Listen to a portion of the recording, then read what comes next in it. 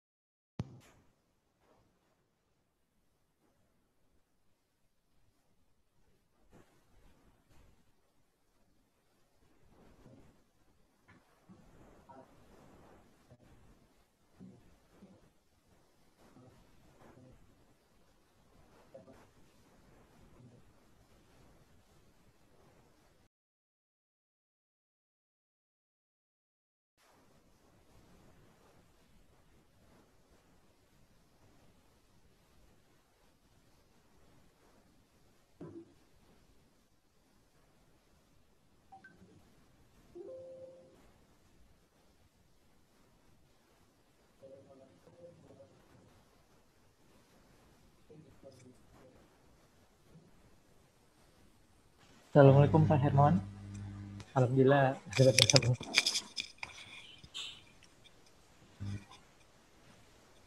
Terdengar Pak? Assalamualaikum, suaranya udah kedengaran? Ya, terdengar Pak. Alhamdulillah terdengar. Dengar baik nggak ya? Ya, terdengar Pak. Oh ya, oke, baik. Alhamdulillah. Tapi kalau nggak baik, mau saya ganti nih. Iya Pak, Alhamdulillah terdengar Pak. Terdengar ya? Ya, mohon maaf juga saya baru mengingatkan sejam sebelumnya tadi Pak. Nggak apa-apa, saya tadi juga ada rapat rutin kan di TF ya. Oh iya Pak, Kamis. siang ya Pak. Terus break sebentar, makan, sholat.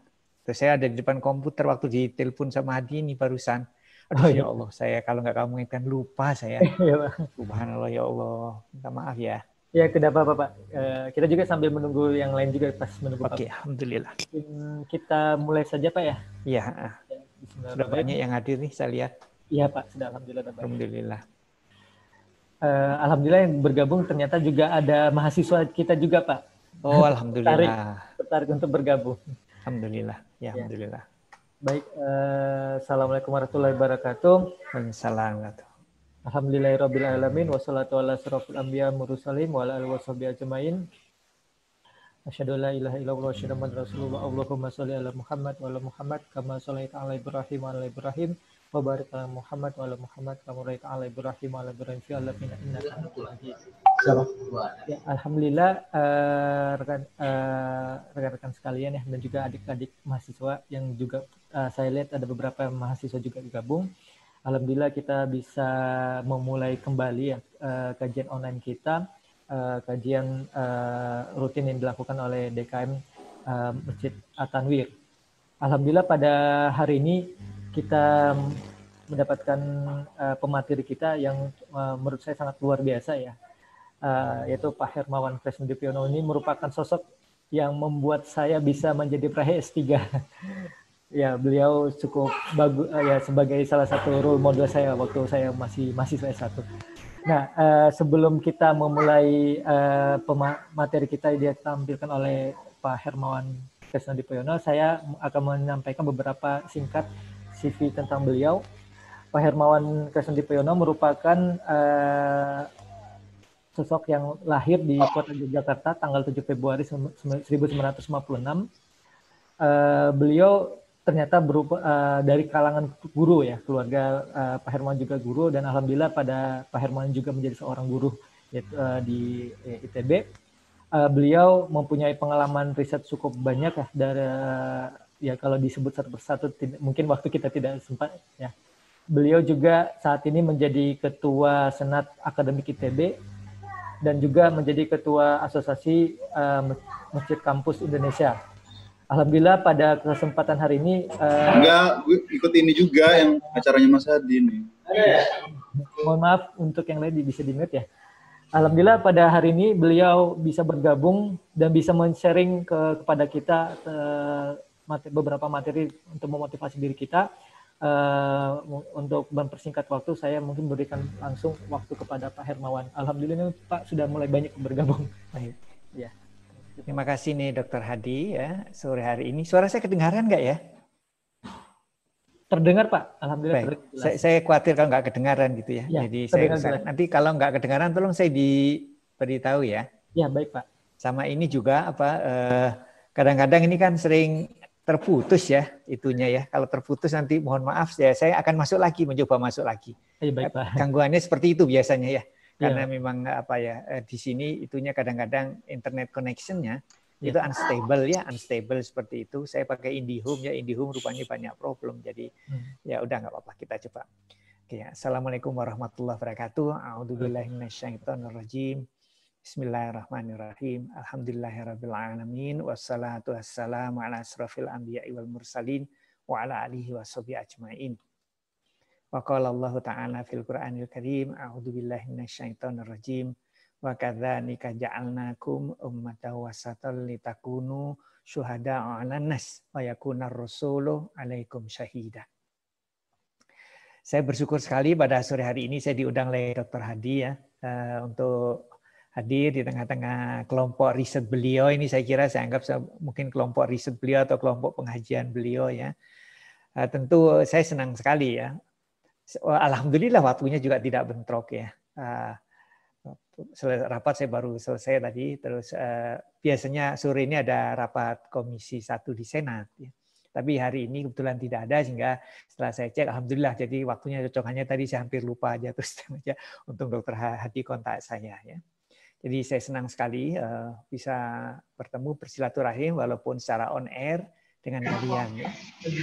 Saya dengar ini pesertanya adalah sebagian besar adalah para dosen muda, lalu juga ada tenaga akademik, lalu juga ada para mahasiswa ya, jadi bercampur lah. Tapi semuanya adalah warga sebuah perguruan tinggi yang saya harap dan saya lihat itu akan punya masa depan yang sangat bagus ya.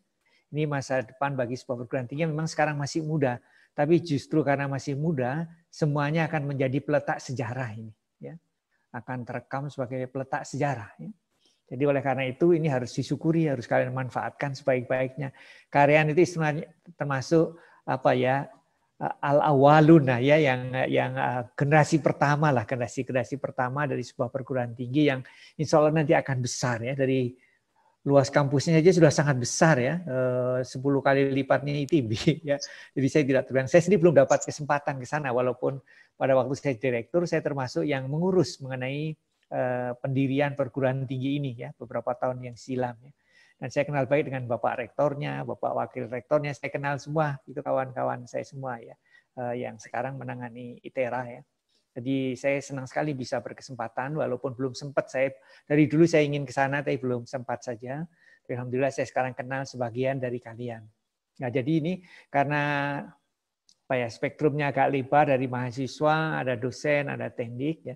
Jadi mungkin saya kadang-kadang saya bicara seperti untuk mahasiswa ya. Kadang-kadang saya bicara untuk teknik, kadang-kadang saya bicara untuk dosen ya. Mungkin saya mulai dari dosen dulu ya. Nanti setelah itu dengan teknik, lalu dengan mahasiswa. Ya. Tentu menjadi dosen ini harus merupakan panggilan jiwa ya. Harus merupakan panggilan. Jadi mahasiswa, jadi pokoknya yang berada di dalam perguruan tinggi ini harus melihatnya sebagai panggilan jiwa ya, baik dosen maupun teknik ya, karena bekerja di institusi pemerintah, apalagi lembaga pendidikan itu ya artinya bukan suatu pilihan yang bisa menjanjikan kehidupan yang dalam tanda petik yang mewah begitu ya, bukan yang bisa menjanjikan dalam kehidupan yang top ya, mungkin yang medium middle class sedikit ke atas ya, barangkali seperti itu. Jadi memang kalau tidak ada panggilan jiwa nanti ya merasa bahwa selalu merasa tidak cukup. Ya. Tapi kalau kita bersabar, bisa bersabar di dalam mengarungi perjalanan ini, insya Allah ada keberkahan di dalam. Jadi itu yang pertama yang ingin saya garis bawahi ini untuk para dosen muda ya. Dan juga tendik ya. Kalian berada di suatu jalur hidup yang biasanya saya sering bilang itu pada mereka yang bertekun di dunia pendidikan, sehingga pendidikan itu, dunia pendidikan itu ada yang menyebut sebagai noble industry ya. Ada yang atau noble organization ya. Jadi industri mulia, organisasi yang mulia ya. Dan oleh karena itu biasanya karena sesuatu sudah disebut dan digelari mulia, itu biasanya tidak menjanjikan dunia yang gemerlapan gitu ya. Yang gemerlapan ini harus disadari oleh dosen dan tenaga kependidikan yang bekerja di lembaga pendidikan ya. Jadi harus disadari dari awal. Tapi biasanya Allah ini bukan biasanya, memang Allah ini Maha adil. Kalau kita bisa bersabar, Allah akan memberikan yang lain yang mungkin sifatnya tidak duniawi ya. Jadi misalnya anak kita itu tidak macam-macam ya. Artinya lancar semua, tidak merepotkan orang tua. Itu juga sebuah kenikmatan yang diberikan Allah Subhanahu wa taala. Lalu kita orang-orang yang kita kenal ya, itu bisa mahasiswa kita, anak didik kita yang pernah kita layani itu menjadi orang-orang yang hebat ya, itu juga memberikan kebahagiaan tersendiri ya. Jadi ini harus menjadi bekal nih ya untuk dosen maupun tenaga kependidikan. Ini perjalanan yang panjang ya, yang memerlukan seperti maratoner ya. Maratoner itu perjalanan yang panjang, yang melelahkan ya, tapi harus dijalani dan itu termasuk perjalanan yang mendaki lagi sulit ya. Saya sendiri sudah menjalani kan, saya kalau boleh saya menyampaikan, saya itu punya SK sebagai dosen itu tahun 1980 itu SK saya. Ya, 1980. Jadi ini berarti saya sudah 40 tahun ya. Kalau sejak mahasiswa itu berarti ya sejak tahun 74 karena saya berarti sudah 46 tahun saya berada di kampus ya, sejak mahasiswa sampai saya bekerja itu di lingkungan pendidikan. Jadi sudah istilahnya tahu lika-liku perjalanan mengarungi sebuah karir di dunia pendidikan. Nah, kalau saya menengok balik itu benar semua janji Allah ya. Semua benar janji Allah. Allah, kamu kerjakan aja semuanya sebaik-baiknya. Nanti Allah yang menyelesaikan urusan kamu. Kamu selesaikan tanggung jawabmu kepada Allah. Nanti Allah yang menyelesaikan urusanmu. Itu saya dapat dari guru saya dulu. Dulu saya mengajarkan, waktu itu saya tidak paham apa ya seperti itu. Setelah saya berjalan panjang, nah, rupanya ya seperti itu kejadiannya. Nah, ya, tapi memang itu harus dijalani dengan penuh kesabaran karena tidak semuanya itu tersedia. Jadi kalau untuk dosen misalnya, nggak semua fasilitas yang kita perlukan itu tersedia. Dan kalau kita minta tolong Pak Rektor juga belum tentu bisa membantu apa. Jangankan Pak Rektor, Menteri pun nggak bisa kadang-kadang. Jangankan Menteri, Presiden pun nggak bisa karena yang beliau pikirkan itu lebih besar lagi ya. Jadi kadang-kadang harus kita selesaikan sendiri, ya. Untuk membangun misalnya kalau supaya tidak terlalu abstrak. Pada waktu saya pulang dari Amerika, saya ingin riset. Nah, risetnya memerlukan superkomputer, ya nggak ada komputer. Ya, jangankan fasilitas superkomputer, saya komputer pun nggak punya waktu saya baru pulang itu, tidak ada sama sekali. Ya, tapi kan tidak boleh berhenti, ya, karena ini tridharma perguruan tingginya seperti itu. Jadi pada waktu itu ya akhirnya setelah beberapa tahun saya merasakan bahwa mengeluh itu tidak menyelesaikan persoalan, ya. Tidak menyelesaikan sama sekali, malah menambah beban. Ya. Sebab mengeluh itu pada dasarnya perasaan kecewa, dan perasaan kecewa itu umumnya ungkapan dari tidak melihat aspek positif lain, tidak bersyukur sebetulnya. Ya. Tapi kalau kita tidak mengeluh, justru itu melihat sebagai challenge, biasanya kreativitas itu muncul. Ya, kreativitas itu muncul. Ya, karena kita tidak merasa terbebani. Ya.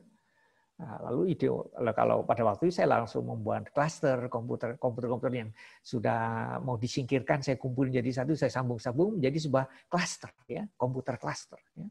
Itu saya kira saya ingat saya orang pertama di IDB yang membangun komputer klaster. Ya karena saya memerlukan Tapi saya nggak punya uang, jadi komputer-komputer yang tidak dipakai lagi saya kumpulin. Kebetulan prodi mau beli komputer baru, saya kumpulin di bekas-bekas, saya sambung-sambung, ya, sehingga dia menjadi ya pada waktu itu menjadi untuk saya pada waktu itu menjadi superkomputer juga ya. Berapa banyak begitu mungkin Dr. Hadi masih sempat melihat saya membangun klasternya atau sudah pergi ya, saya lupa ingat pada waktu itu. Ya, jadi begitu. Ya, lalu karena tugas saya banyak ya. Begitu pulang dari Amerika itu seperti Dr. Hadi ini langsung diberi jabatan, entah sekretaris atau apa. Jadi praktis riset itu nggak kepegang. Apalagi bidang saya itu agak teoretikal ya. Jadi para mahasiswa juga enggan bergabung. Jadi cukup lama saya tidak punya mahasiswa. Ya, jadi riset saya tercecer. Ya. Jadi pangkat saya itu lambat sekali naiknya. Karir saya tidak lancar. Ya. Karena apalagi setelah makin ke sini itu tuntutan untuk bisa naik pangkat dan jabatan itu jadi makin berat, bukan makin ringan.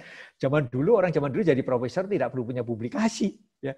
Tapi karena saya tidak segera mengurus profesor saya, ya, karena saya sibuk dengan urusan administrasi, jadi kena beban ke saya. Jadi harus punya publikasi internasional. Padahal sudah lama di kampus-kampus di Indonesia itu tidak ada budaya publish or perish, ya. Punya publikasi atau you die, ya. Artinya karir kamu stuck. Ya.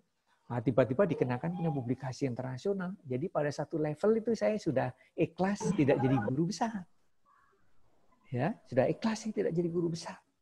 Ini saya cerita untuk dosen dulu ya dan teknik ya. Nah, setelah lagi saya cerita untuk mahasiswa juga supaya ya karena ini audiensnya bercampur baur, ada mahasiswanya segala, jadi saya harus adil, saya bagi-bagi ya.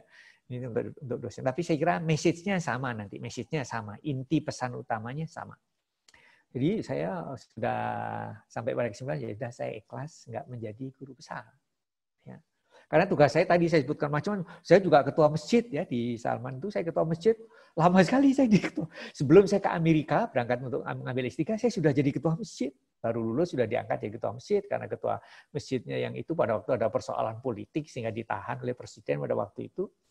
Oleh pemerintah pada zaman Orde Baru, ketua masjidnya, sehingga saya yang masih muda sekali sudah diangkat jadi ketua masjid di masjid kampus di ITB, ya, masjid besar. Saya umurnya masih berapa ya, 23 kalau tidak salah. Itu saya sudah jadi ketua masjid. Ya. Baru lulus gitu. Nah itu sebelum saya berangkat ke Amerika, saya sudah jadi ketua masjid. Kemudian saya berangkat ke Amerika.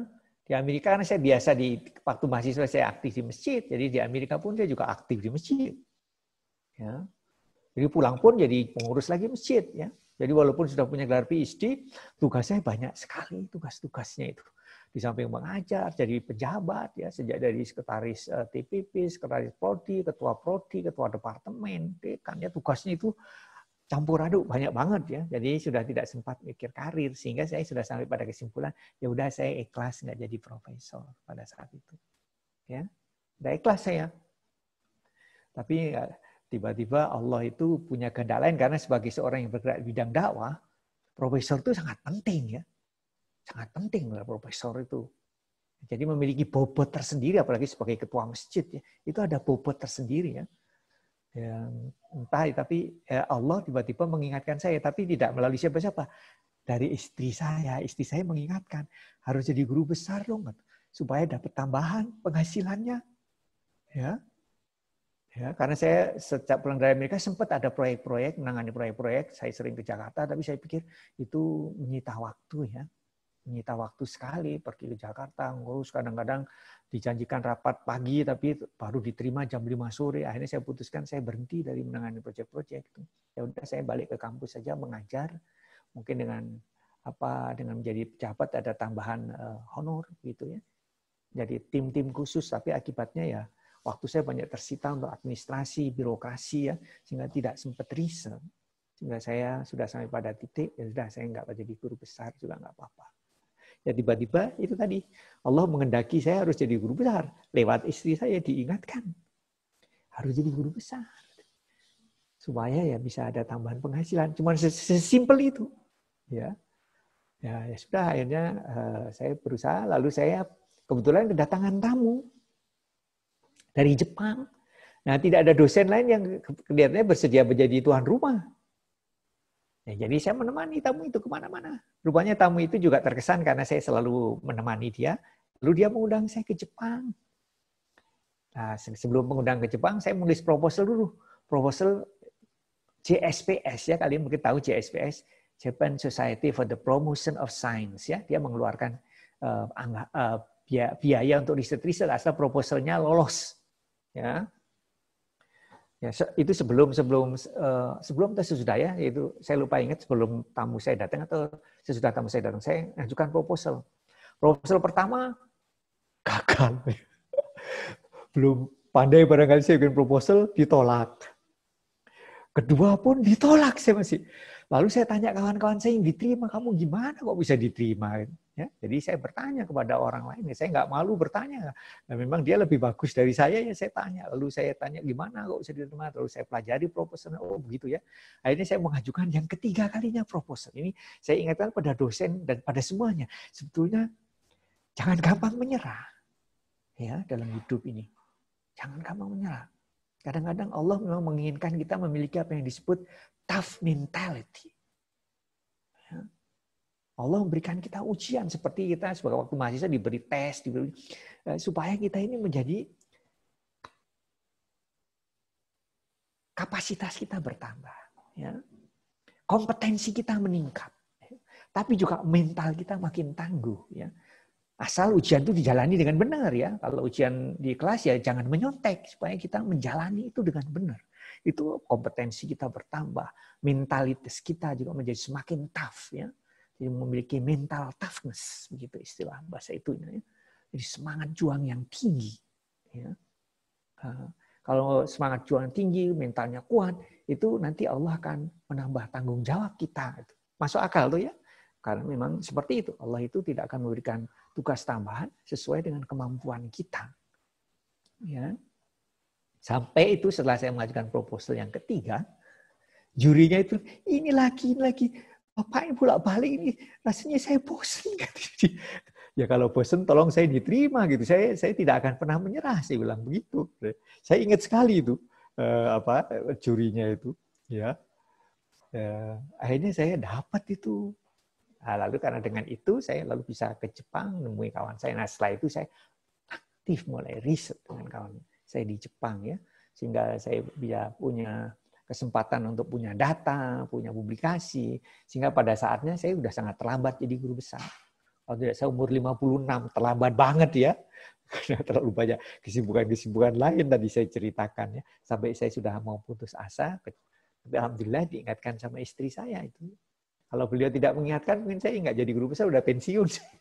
Kalau nggak jadi guru besar kan umur 65 ya, tahun depan saya ini pensiun harusnya. Ya. Tapi karena saya jadi guru besar, ya mungkin bisa sampai 70 ya. Kalau masih diberi umur oleh Allah Subhanahu Wa Taala. Jadi tidak boleh kita ini, betapapun beratnya tantangan itu, menyerah. Nggak boleh itu. Kalau menyerah itu berarti tidak percaya adanya rahmat Allah. Dan itu tidak bersyukur. Jadi saya sampai kesimpulan seperti itu. Nah, kebetulan memang perjalanan hidup saya itu mengajarkan saya seperti itu. Ya, waktu saya harus sekolah ke Amerika itu juga harus dengan bekerja. Ya. Berat sekali untuk saya berat sekali. Sehingga sekolahnya pun lama sekali. Saya sekolah sambil bekerja ya. Kadang malam kerjanya, pernah dapat pekerjaan itu jam 12 malam sampai jam 7 pagi. Ya, tapi harus saya jalani karena saya perlu uang. Jam 12 malam saya harus bekerja ya, sampai jam 7 pagi. Ya, lalu kuliah ya. Kalau sudah begitu biasanya saya duduk paling depan, kalau enggak kan tertidur saya. Ya kalau enggak duduk paling depan ya karena ngantuk sekali itu saya jalani semua dan saya belajar dari situ. Itu pertolongan dari Allah. Allah melatih saya seperti itu, sebuah pendidikan hidup. Ya biasanya mental kita menjadi semakin kuat asal kita bisa bersabar dan menyadari itu untuk kebaikan kita. Kesulitan-kesulitan itu akan menempa kita. Nah ini menjadi dosen, menjadi tendik, itu sebetulnya orang yang mengendarai kendaraan penderitaan. Kita harus disadari itu. Ya. Mungkin panjang penderitaannya, ya. Mungkin pendek ya, saya tidak tahu persis ya, tapi itu jalan sulit ya. Di dunia pendidikan itu jalan sulit. Menjadi pegawai negeri itu jalan sulit. Tapi itu menurut saya juga jalan mulia karena kita bisa berbuat sesuatu untuk orang banyak. Nah, jadi seperti itu. Untuk para mahasiswa itu sama saja ya. Saya udah berjalan mengelilingi dunia ya. Pernah saya bergerak ke timur, pulangnya dari barat, betul-betul muter dunia saya puterin. Saya udah kunjungi pusat-pusat yang paling hebat, pusat penelitian, kota-kota besar. Tapi saya juga sudah masuk ke deep Afrika ya. Di Serengeti ya, kalian tahu ya. Padang Sabana Serengeti di Kenya, saya pernah ke sana itu ya.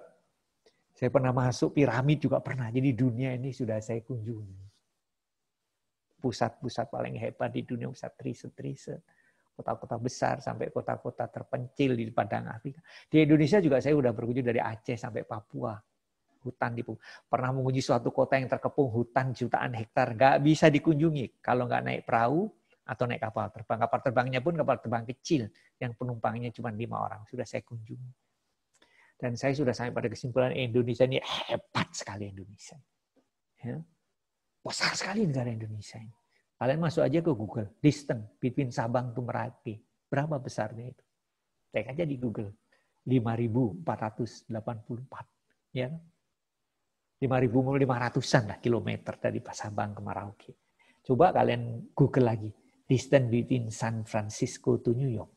Amerika yang paling barat ke yang paling timur. Cuma 4.400. Jadi negara kita bentangannya itu 1.000 kilometer lebih besar. Dan kekayaannya nggak bisa gitu.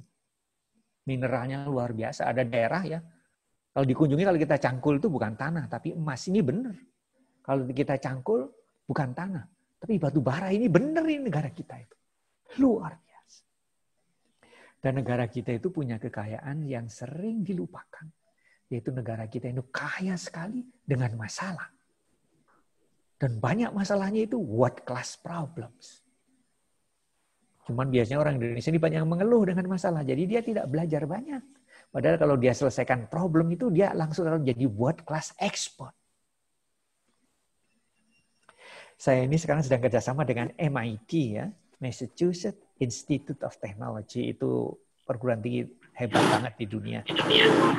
Ya, sedang kerjasama dengan itu. Vice presidennya datang ke Indonesia dengan 3 orang profesor datang. Saya menemani tamu-tamu itu bertemu dengan menteri. Ya. Lalu mereka itu ingin kerjasama dengan Indonesia. Apa alasannya? Bukan karena uang. Kalau uang mereka kerjasama sama Saudi, uangnya lebih banyak. Dan mereka memang kerjasama dengan Saudi, dengan negara Timur Tengah, uangnya dapat banyak. Dengan Indonesia ini, Indonesia nggak sanggup bayar. Bayar terlalu besar, nggak sanggup. Tapi mereka mau datang. Apa sebabnya? Mereka bilang, sini, you have so many challenges. Dia bilang seperti itu. It is why we are coming. We are ready to work with you. Because you have so many challenges. Itu bahasa lainnya, kamu ini punya banyak masalah yang menarik. Ya. Jadi masalah ini sebuah hal yang sering kita sepelekan. Allah itu melatih kita dengan masalah-masalah yang kita very complex ya. Kalau kalian ingin cari sungai paling kotor di dunia, mungkin hanya ditemui di Indonesia.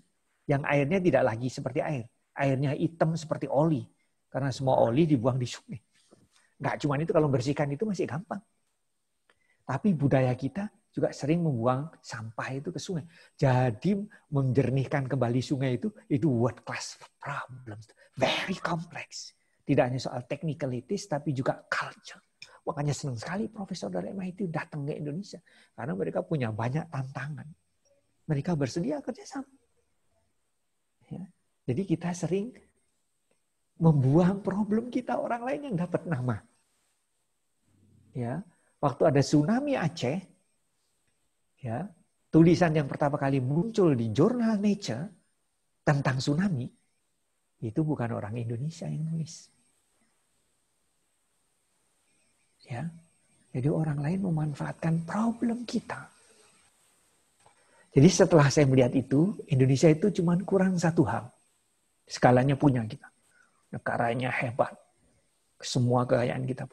Kita cuma kekurangan anak-anak muda yang ambisius. Kurang jumlahnya. Gampang anak mudanya itu cepat putus asa. Cepat mau jalan pintas. Ya. Padahal untuk mendaki suatu level yang tinggi, itu nggak ada caranya menurun. Nggak ada, itu bukan jalan pintas, itu jalan mendaki lagi sulit. Tapi itu sebuah hal yang niscaya, itu jangan lupa. Jadi anak-anak muda Indonesia ini kurang ambisinya. Ya. Paling cuma setelah lulus nanti pengen hidup enak, punya rumah besar. Kalau laki-laki punya istri cantik, kalau perempuan punya suami yang ganteng, rumah besar. Sampai di situ aja cita-cita. Ya. Jadi saya anggap kurang ambisius. Ya. Nggak berani menghadapi challenge, ya. Nggak berani. Ya.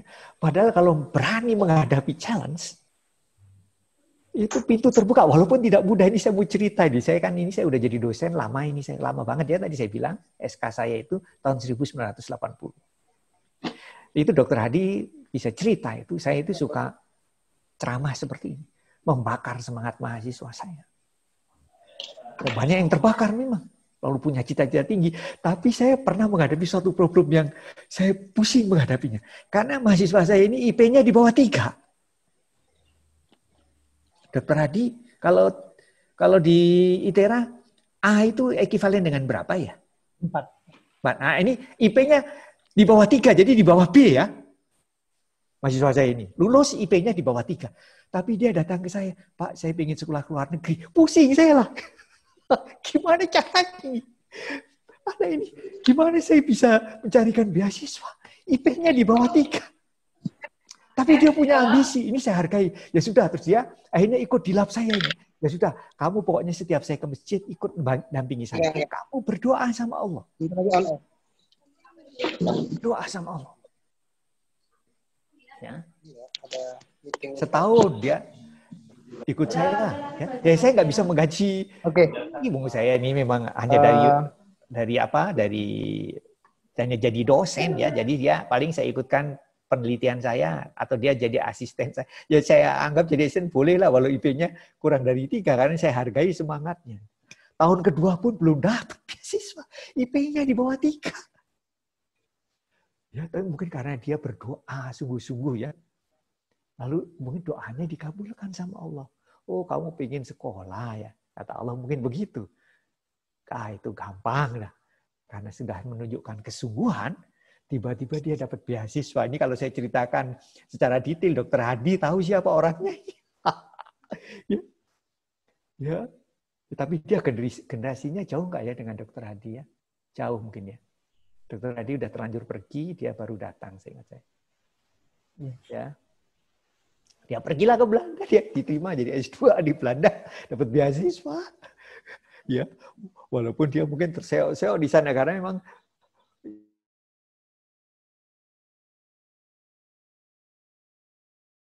mohon izin Pak Hermawan, ini suara ya.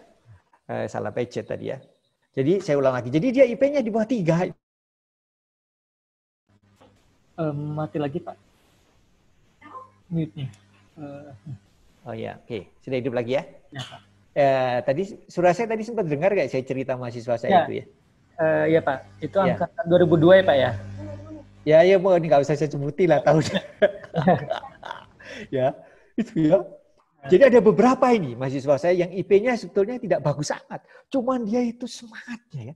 Dan dua-duanya itu sudah jadi dokter sekarang. Ya, karena semangatnya hebat sekali. Allah membukakan jalan. Jadi saya lihat niat ini penting banget. Yaitu ambisi itu penting banget. Ya, penting banget. Ya, jadi mahasiswa yang di lab saya yang jadi dokter udah banyak banget termasuk Dr. Hadi ini. Ya, itu dulu mahasiswa saya. Ya. Dan beliau tahu persis, saya juga ceramah kayak gini suka banget saya kan, karena saya menjalani hidup memang ya keras begitu ya, harus bekerja sambil sekolah keras banget lah ya. Dan saya ingin mahasiswa saya itu juga punya mental yang tough ya, karena makin lama hidup makin sulit, itu pasti, karena jumlah orang makin banyak, apalagi ada COVID sekarang, nanti ada robot lagi ya, pekerjaan-pekerjaan yang rutin-rutin udah digantikan robot, ya. Jadi hanya manusia yang memiliki kualitas tertentu yang dia itu akan mendapatkan tempat yang layak. Ya. Nah, jadi ini harus memiliki diantaranya toughness mentality, ya, mental baja. Ya. Siap menempuh jalan kaki lagi sulit. Ini untuk siapa saja, tidak hanya untuk dosen, tidak hanya untuk teknik mahasiswa, semuanya. If you want to be survive in the future, in very hyper competitive society, There is no other way except you to have a toughness mentality. Ya, harus begitu. Dan ini sejalan sebetulnya dengan apa yang di dalam Quran. Ya, Quran itu sudah mengajarkan banyak sekali pada kita. Ya, yang paling terkenal adalah inna ma'al usri yusra, ya. Dalam kesulitan itu ada kemudahan. Ya. Dan Allah memang menghendaki kita itu memiliki sesuatu yang tangguh, ya, karena kita punya tugas besar dari Allah Subhanahu wa taala itu. Ya. Bisa tugas itu bersifat personal, bisa tugas kita bersifat sebagai nation, suatu bangsa. Negara Indonesia ini kan sudah kaya, segalanya punya lah kita ini. Dan anehnya kalau kita tanya kenapa ya Tuhan menciptakan negara seperti Indonesia yang luar biasa ya. Negara kita ini very kompleks karena terdiri dari pulau-pulau. Setiap pulau itu punya budaya, bahasa sendiri. Mau disatukan, itu very complicated. Ya. Negara paling kompleks di dunia ini negara kita ini menurut saya. Nah, kenapa ini kok mayoritas penduduknya Islam? Apa sebabnya? Kan kita harus bertanya ini. Why? Kenapa begitu? Nah, jawabannya pada ayat yang tadi saya baca di bagian depan. Masih dengar suara saya ini, Dr. Hadi? Masih ya? Masih, Pak. Masih ya, alhamdulillah ya.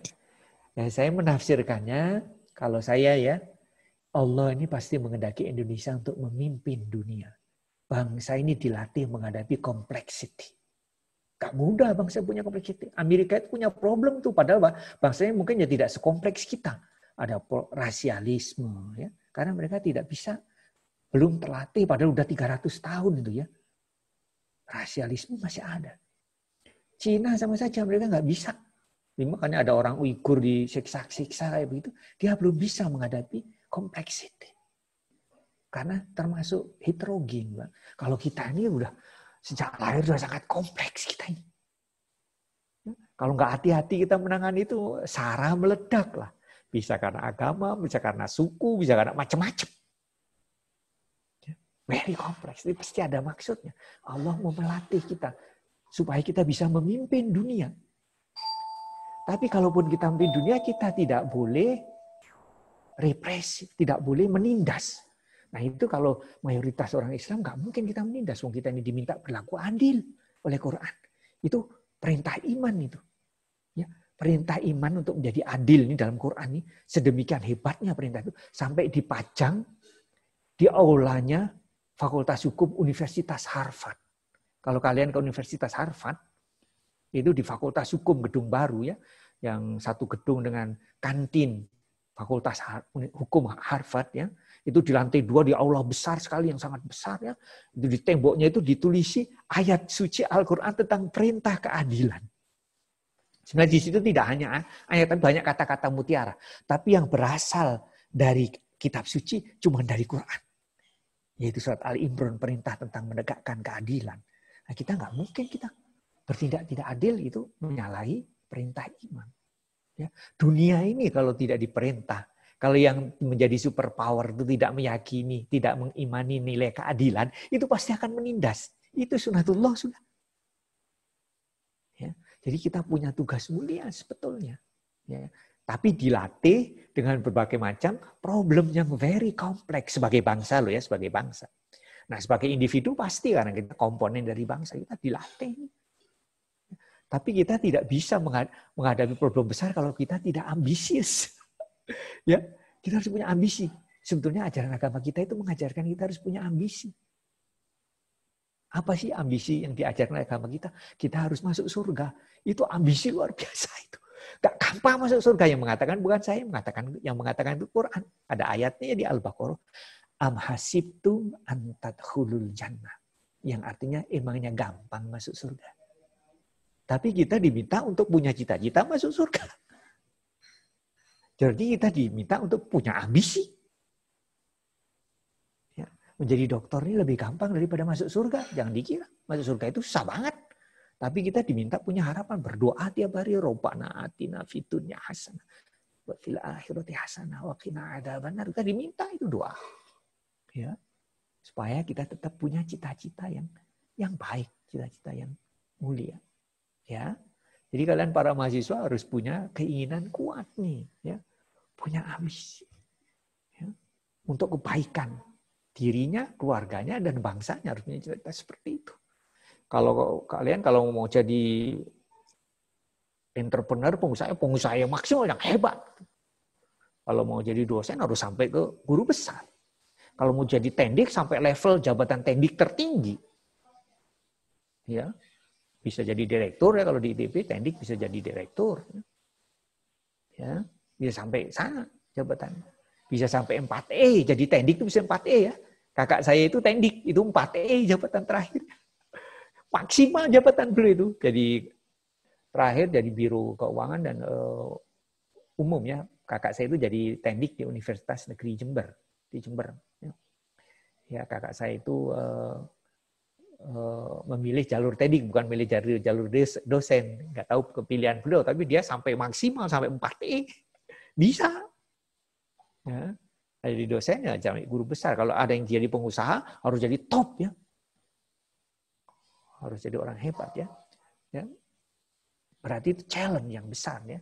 Supaya kita bisa punya kontribusi untuk bangsa, untuk negara, untuk umat ya. Semaksimal mungkin ya. Tidak hanya dengan dalam bentuk material ya, kalian memiliki akhlak yang mulia, itu juga sebuah kontribusi karena akan menjadi cermin bagi orang lain. Ya.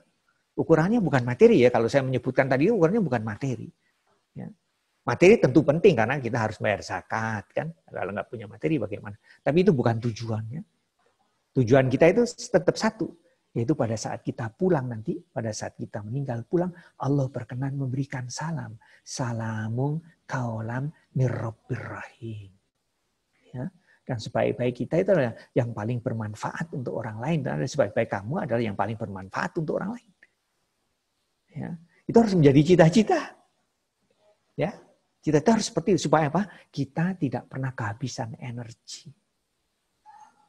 Ya. Harus punya cita tinggi. Jadi kita punya drive. Ya. Punya dorongan untuk terus berbuat kebajikan. Ya. Saya kira ini sudah cukup panjang ya Dr. Hadi ya. Sudah 40 menit, saya kira sudah cukup dari saya. Moga-moga ada manfaatnya. Ini mohon maaf ini kalau tidak memenuhi harapan ya. Itu yang bisa saya sampaikan Dr. Hadi. Ya. Assalamualaikum warahmatullahi wabarakatuh. Waalaikumsalam warahmatullahi wabarakatuh. Alhamdulillah cukup banyak ya. Walaupun hanya seperti 40 menit itu cukup memberikan motivasi bagi kita sendiri. Dan bahkan saya tidak terasa ini sudah 40 menit. Sebelum untuk sesi tanya jawab, ini ada pesan dari DKM Masjid Raya At-Tanwir ITERA bahwa ada program dari Masjid Raya At-Tanwir ITERA terkait cicilan berkurban ya, rencana untuk ibadah kurban untuk tahun depan. Jadi ada pembayaran pembulan dicicil sebesar 250.000. Untuk informasi selanjutnya bisa menghubungi Pak Antosia Martin dari dosen teknik geofisika dan Pak Heru Ruwandar merupakan tendik di UPTK. Silakan untuk yang berminat untuk berpartisipasi, baik dosen, tendik maupun mahasiswa bisa untuk bergabung dalam program tabung kurban ini. Oke, baik. Selanjutnya mungkin kita akan membuka sesi diskusi atau tanya jawab bagi Bapak Ibu sekalian ataupun adik-adik mahasiswa yang ingin bertanya. Ini merupakan kesempatan untuk bisa bertanya secara langsung kepada Pak Hermawan Kasnodipyono. Mungkin silakan jika ada bertanya bisa diaktifkan langsung mic-nya ya, di unmute, mungkin langsung bisa bertanya langsung kepada Pak Hermawan. Ya, ada yang bertanya?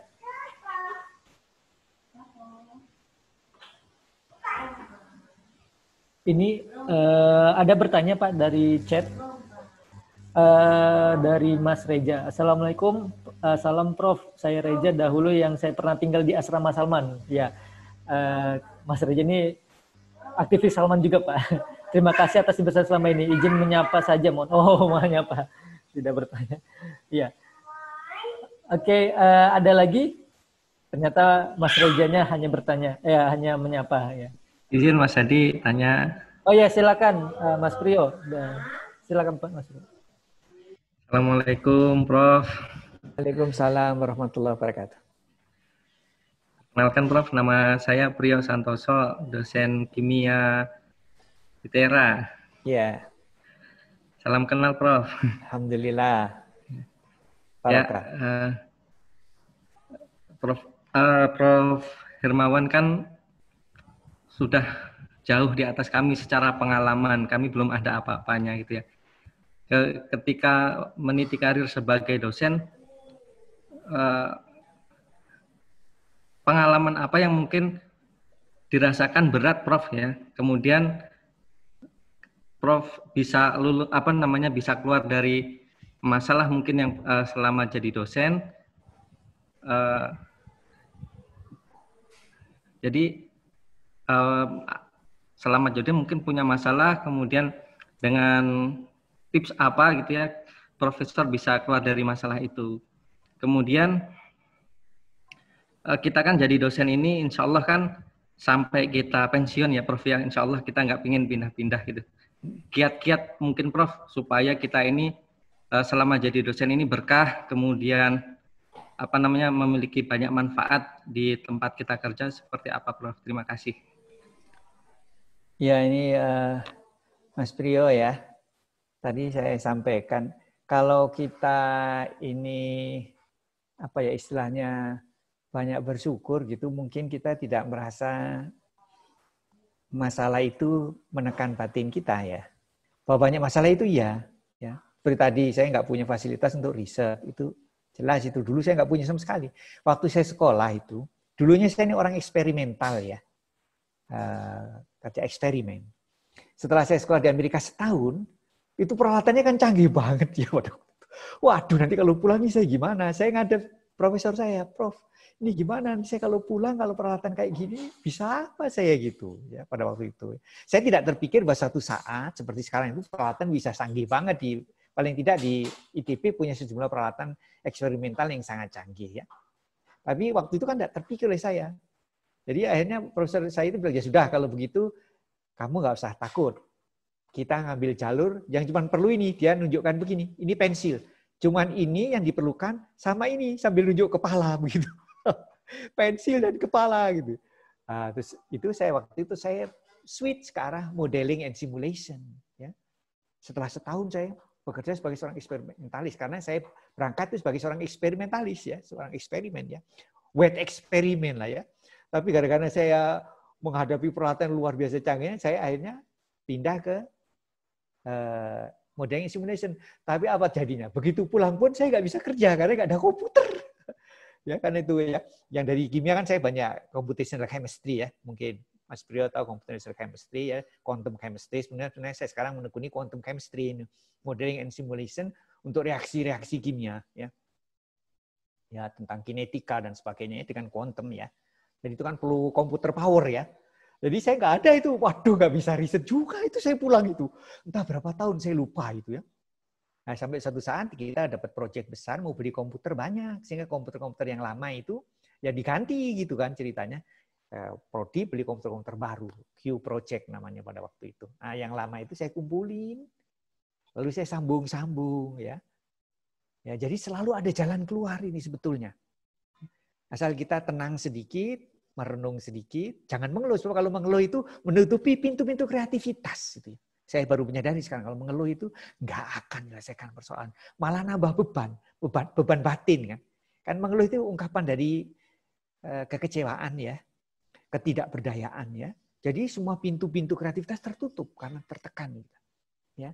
Jadi memang jalan keluar, tapi itu kan manusiawi. Yang seperti itu pasti akan muncul ya. Ya jalan keluarnya memang ya mengadu sama Allah ya, berdoa ya. Lalu saya juga baru sadar ternyata kalau saya ini belajar dari orang Jepang. Saya sekolahnya di Amerika, tapi saya belajar bagaimana riset yang benar itu artinya harus membentuk grup. Apalagi kalau kita itu banyak aktivitas birokrasi ya, yang menyita waktu, kita harus punya grup riset. Jadi saya belajarnya kira-kira 20 tahun yang lalu ya. Jadi memang harus punya grup riset yang punya pertemuan rutin ya. Memang setiap pertemuan saya paling nggak seminggu sekali sekarang, itu saya tutup dengan makan siang bareng. Dari mana uangnya? Dari uang riset. Jadi uang riset saya itu bukan saya nyimpen. Saya taruh di bank, ada bukunya saya serahkan kepada mahasiswa saya supaya mereka tahu persis, tahu bagaimana mengelola uang riset. Ya, karena uang riset juga nggak boleh menghonor diri saya, nggak boleh kan aturannya. Ya, jadi Menghonor mahasiswa boleh, ya. Menghonor asisten boleh ya. Tapi kalau menghonor PNS kan nggak boleh. Jadi saya serahkan. Jadi mereka lihat itu uangnya. Saya cuma tanya aja, uangnya ada nggak? Kalau nggak ada saya harus mencari lagi. Jadi uang untuk beli kertas, beli macam-macam, makan siang bareng itu dari situ.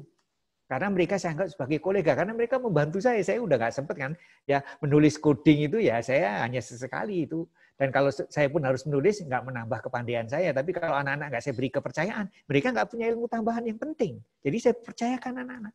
Nah sekarang sudah pada level untuk nulis proposal itu sudah serahkan pada mahasiswa. Paper-paper draftnya itu udah mahasiswa semua sekarang. Kalau urusan keuangan itu sudah sekretaris yang sejak dari awal dulu saya beri kepercayaan. Jadi kalau mau ada riset proposal, misalnya saya cuma bilang ke anak-anak kira-kira seperti inilah, gambarannya seperti ini. Yang riset proposalnya nanti mahasiswa, keuangannya saya bilang ke sekretaris yang menangani administrasi keuangan, nanti itu perlu untuk sekian mahasiswa, untuk makan sekian, untuk beli peralatannya. Ah dia yang nyusun. Jadi saya tinggal berpikir aja, memikirkan arah riset, ya. Lalu kalau ada uang itu berapa anak yang bisa saya kirim ke international conference, ya. Lalu sebagian dari tendik-tendik itu juga bisa mendapatkan honor dari saya, ya. Jadi seperti itu. Jadi menurut saya yang terpenting itu dari kita ini jangan mengeluh, ya. Pasti berat di jalur proses ini, ya. Tapi juga harus percaya bahwa Allah itu yang menjamin rezeki kita. Ada aja rezekinya. Ya. Ini kalian masih dengar suara saya? Masih, Pak, masih. Ya, begitu ya. Jadi harus punya grup riset kalau menjadi dekan ya, seperti prodi atau ketua departemen, ya harus punya grup riset. Grup riset dari para mahasiswa. Itu paling mendidik mahasiswa kita itu generasi pertama sampai kelima lah. Setelah itu mahasiswa belajar di antara mereka sendiri, ya. Mereka lebih mudah belajar dari kawannya daripada dari dosen. Dan anak-anak sekarang kan pinter-pinter ya, karena mereka anak milenial ya.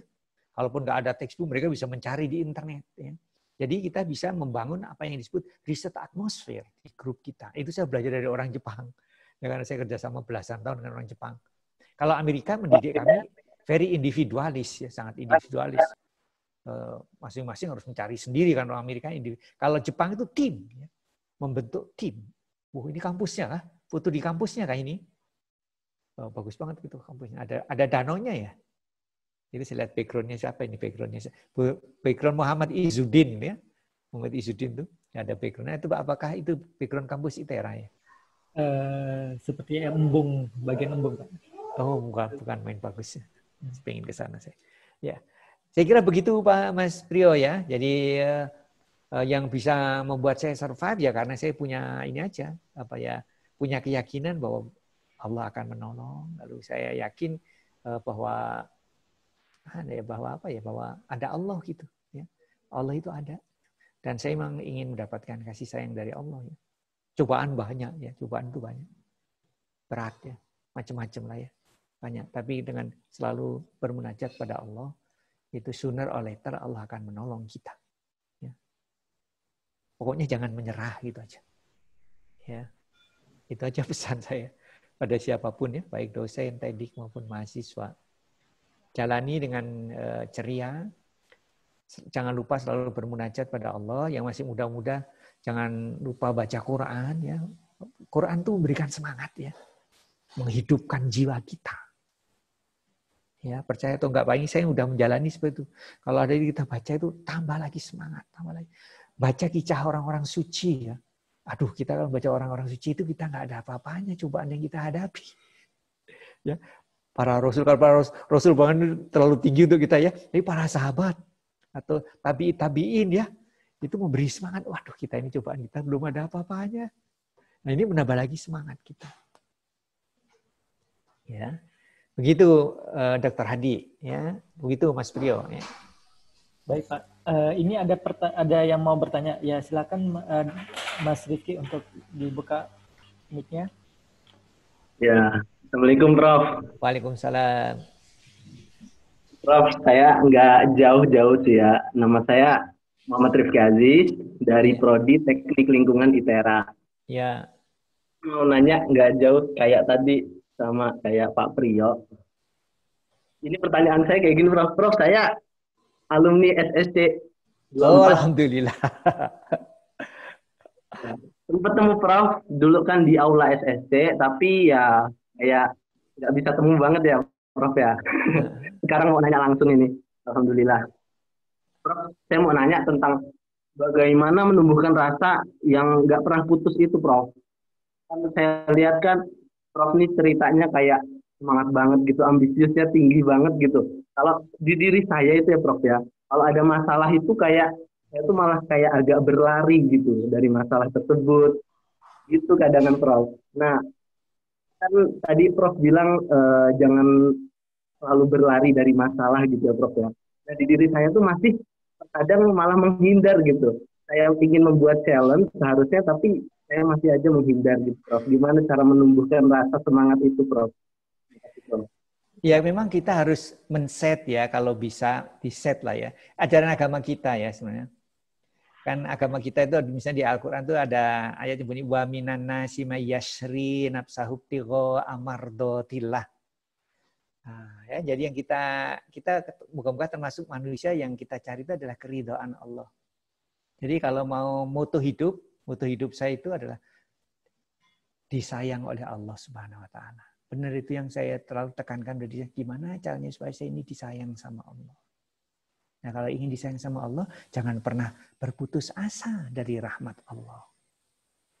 Jadi semua yang menimpa kita itu adalah bagian pendidikan dari Allah Subhanahu wa taala. Ya. Dan harus diterima dan dijalani dengan penuh semangat karena itu kita dididik oleh Allah Subhanahu wa taala. Ya. Saya melihatnya seperti itu, dari dulu saya melihatnya seperti itu. Jadi kalau ditanya saya memang ingin disayang sama Allah dan saya tahu itu tidak mudah. Tidak mudah. Ya. Saya ini sekarang misalnya ya kita harus banyak membaca hal-hal yang beri semangat, ya. Dulu saya misalnya membaca dulu, tapi sekarang kan udah tamat manga Naruto ya. Naruto itu waduh kan memberi semangat sekali Naruto itu ya. Itu anak yang nggak pernah kenal semangat ya Naruto itu ya, nggak kenal menyerah lah istilahnya. Wah itu istilahnya ya semuanya ditabrak sama dia ya. Nah itu saya senang baca yang kayak begitu tuh ya. Ya kayak Naruto ya, atau para sahabat ya, waduh beliau itu luar biasa itu. Nah itu memberikan kehidupan. Saya sekarang sedang nonton film serial yang sangat bagus ya, judulnya Ertugrul kan tahu nggak ada Ertugrul tuh ya. Ertugrul tuh ya, itu seorang pahlawan yang melawan dalam perang salib ya. Ya itu cerita pada tahun 1200-an tuh ya. Nah, itu sekarang ada itu sedang di viral tuh. Itu serial tuh. Bagus banget itu ceritanya. Ya. Jadi menerangkan bagaimana itu dia tidak putus asa ya. Kalau dia melihat kalau ada kesulitan itu ya pertama kali dia memang pernah sedih ya, tapi dia ketemu dengan seorang sufi ya. Sufi yang bahasa-bahasanya nasihat-nasihatnya itu ya kalau untuk saya cocok sekali. Ya artinya semua itu toh nanti kembali pada Allah. Semua itu melalui kehendak Allah. Kalau ada kesulitan, pasti Allah itu pengen kamu itu meningkat kualitasnya karena Allah akan menugaskan kamu pada level yang lebih tinggi. Jadi kita harus punya sikap positif, ya. Itu begitu ya. Siapa Izzuddin ini namanya atau siapa? Rifki Aziz. Rifki ya. Ya begitu ya, Rifki. Iya, Bro. Ya, jadi gitu Rifki. Jadi kalau kamu misalnya sudah mulai agak loyo dan itu normal namanya manusia ya, kamu berdoa sama Allah dibangkitkan lagi semangatnya. Terus banyak baca buku-buku orang hebat ya. Supaya kamu atau kamu berkumpul dengan orang-orang yang bisa memberi semangat kamu.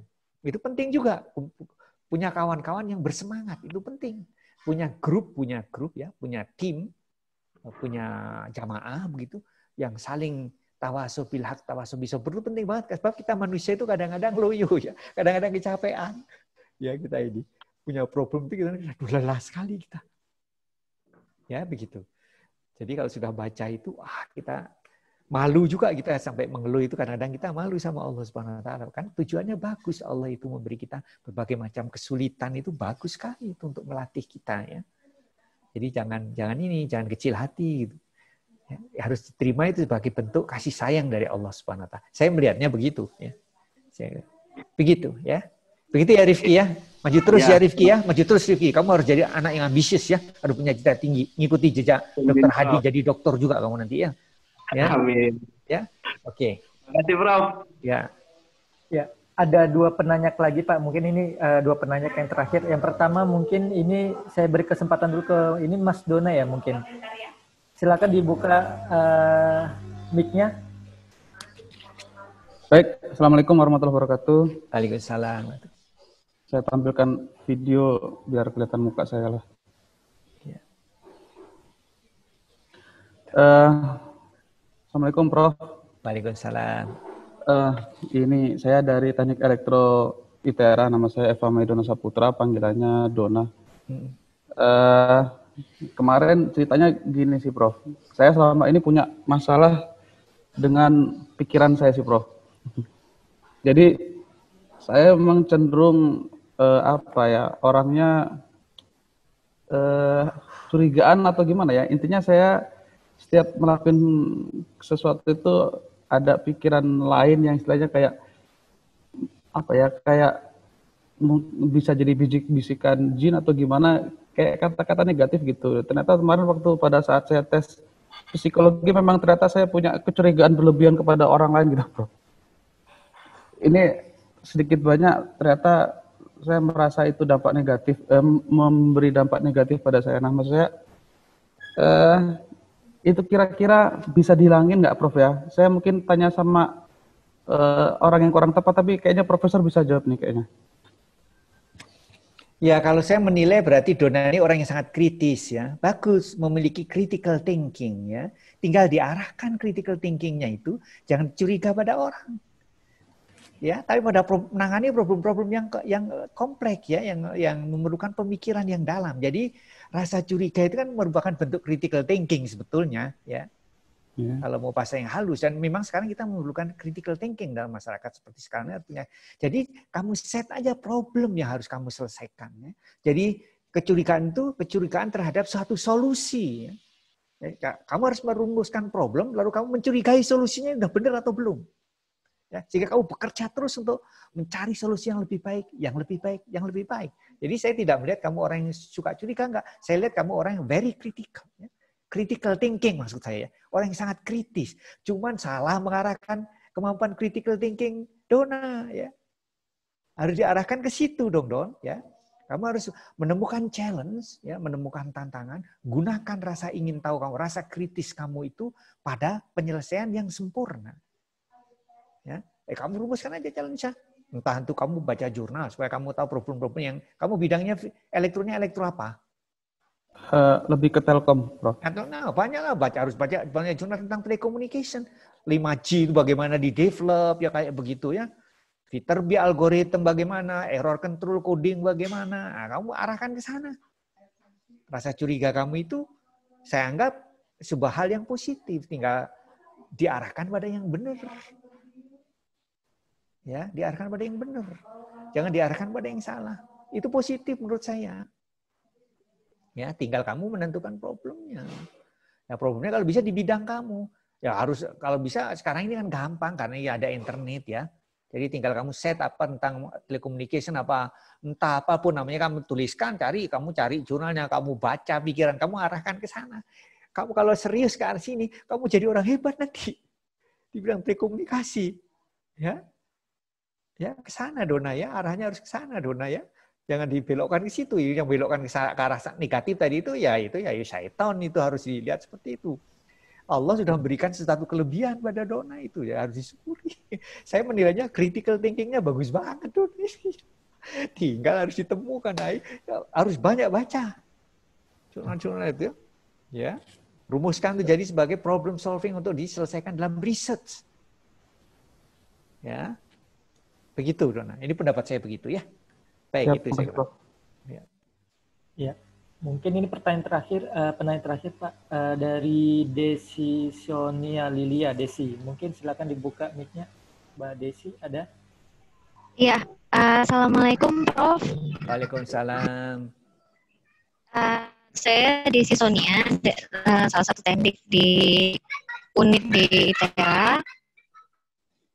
Sungguh sangat sejuk dan mencerahkan dari Profesor, saya ingin bertanya, sepertinya kan tadi kita banyak mendengar tentang sabar, selalu sabar. Sabar itu adalah bukti bahwa kita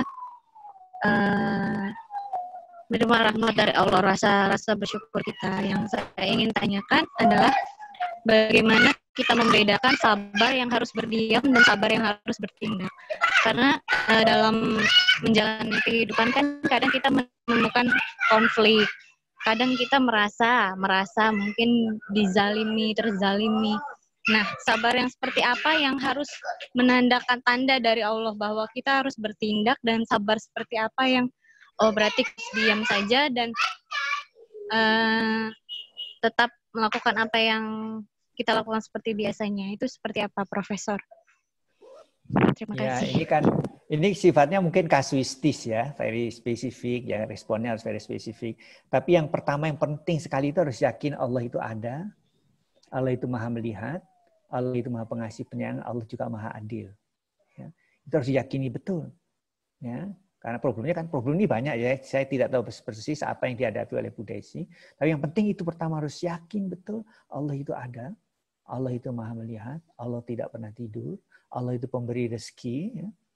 Lalu Allah itu sangat adil, ya. Itu harus diyakini betul. Kemudian yang kedua, tidak boleh kita diam saja, harus berusaha, ya. Berusaha dengan cara-cara yang terbaik. Ya. Kalau ada problem, kita berusaha untuk menyelesaikannya dengan cara yang terbaik. Kadang-kadang dengan komunikasi, ya, bicara dengan orang lain. Mungkin Allah melalui orang itu ingin membukakan jalan kita, ya. Ya. Tanpa membuka aib siapapun, ya, kita nggak akan diskusi bertanya jawab, ya, disampaikan. Kadang-kadang seperti itu, ya.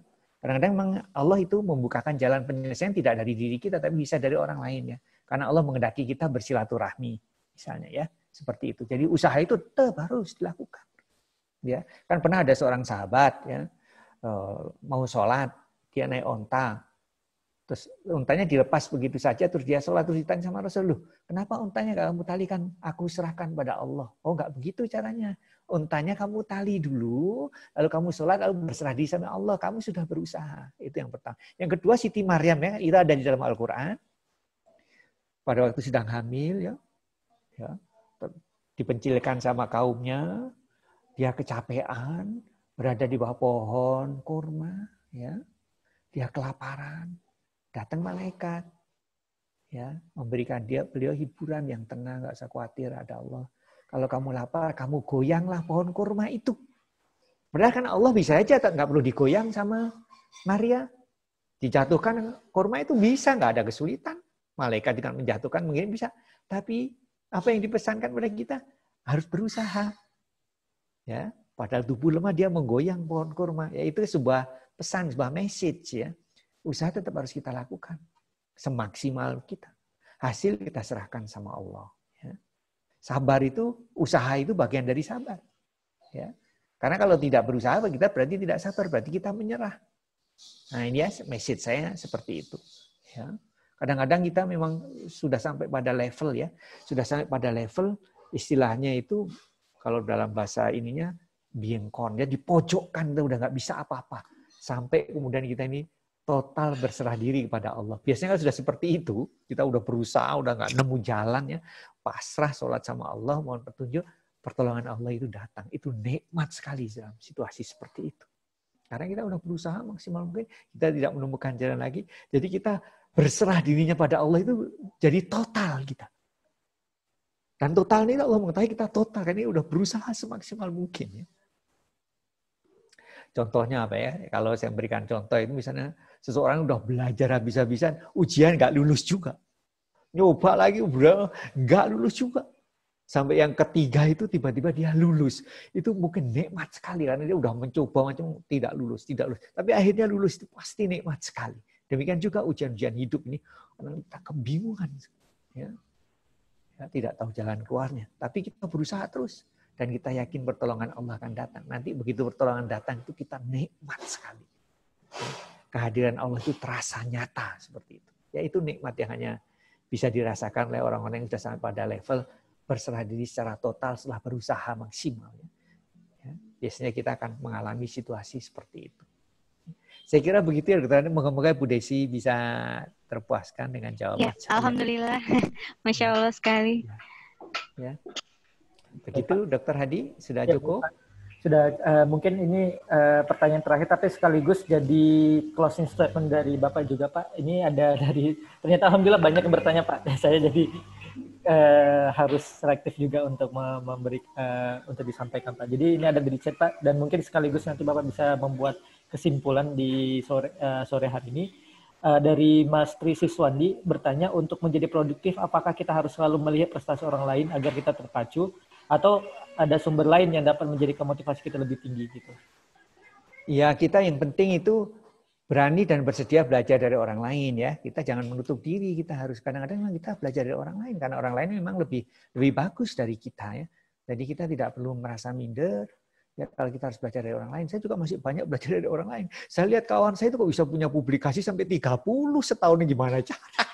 Ya, saya belajar itu ya.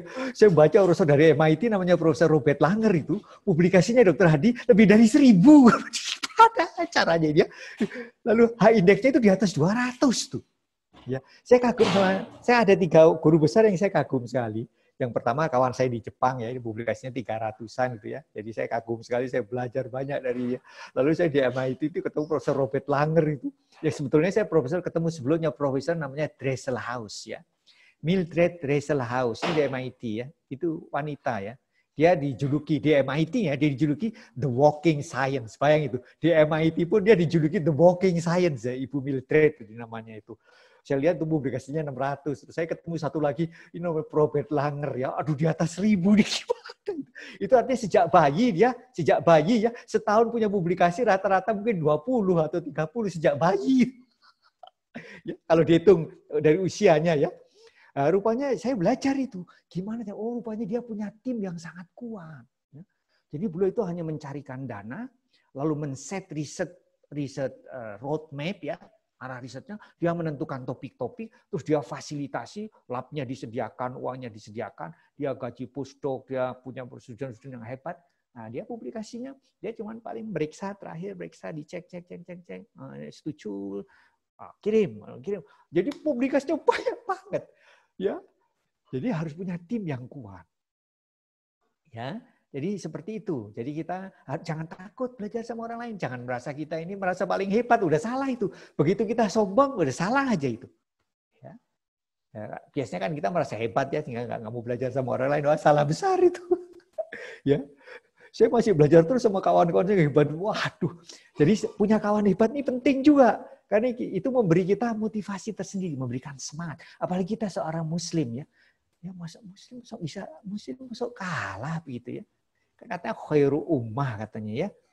Ya masa khairu ummah ini kalah ya. Ya kan itu memberikan kita semangat gitu ya.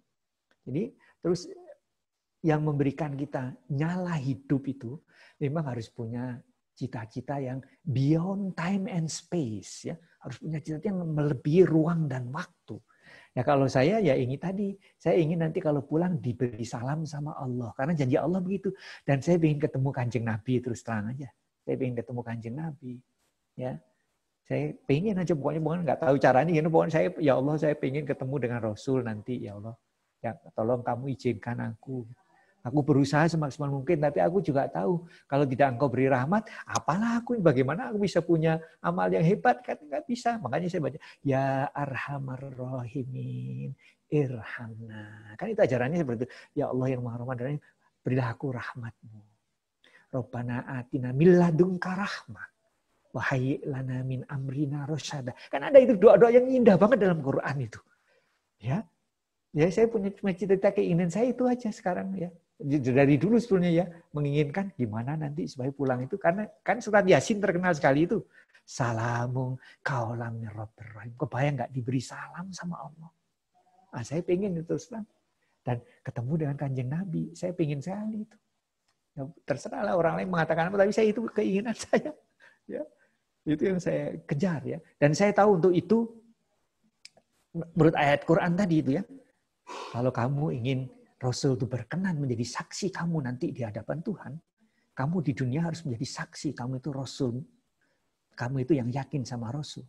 Harus bisa menjadi saksi kamu umatnya Rasulullah. Kamu harus berusaha. Umat Rasulullah itu orang yang berkualitas, memiliki akhlak. Kalau bersaing, dia sanggup bersaing dengan siapa saja. Itu umat Rasul.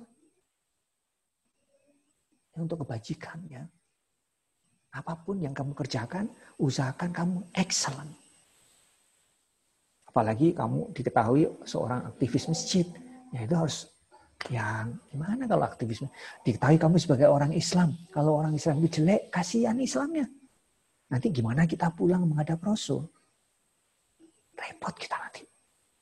Padahal kita ingin dapat syafaat, nggak cuma dapat syafaat. Kita ingin didekatkan dengan Rasul. Nah itu saya punya keinginan seperti itu. Moga-moga Allah mengabulkan. Ya. Oh, ya Allah kabulkan aku ya. Kabulkan kami lah semuanya. Kita moga-moga kalau pulang nanti Allah itu berkenan berikan salam. Dan didekatkan dengan Rasul kita. Ya. Allahumma salli wa sallim wa barik ala Sayyidina Muhammadin wa ala alihi wa sahbihi wa sallim. Ya. Saya kira itu message yang terakhir ya. Moga-moga kita dapat salam dari Allah dan diperkenankan berjumpa dengan Kanjeng Nabi. Billahi taufiq wal hidayah. Assalamualaikum warahmatullahi wabarakatuh. Waalaikumsalam. Ya, terima kasih Pak Hermawan atas materi yang diberikan kepada kita pada sore hari ini.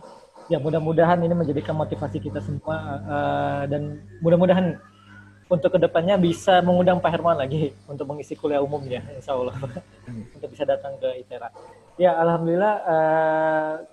Di akhir ini sudah menuju pukul jam 5 waktu lewat 20 waktu Indonesia Barat. Jadi kita akan mungkin siap-siap untuk menuju persiapan untuk sholat maghrib. Mungkin langsung saja kita akan tutup pengajian online kita dengan mengucapkan hamdalah bersama-sama. Alhamdulillahirrabbilalamin. Assalamualaikum warahmatullahi wabarakatuh. Mohon izin ya, langsung saya. Ya Pak.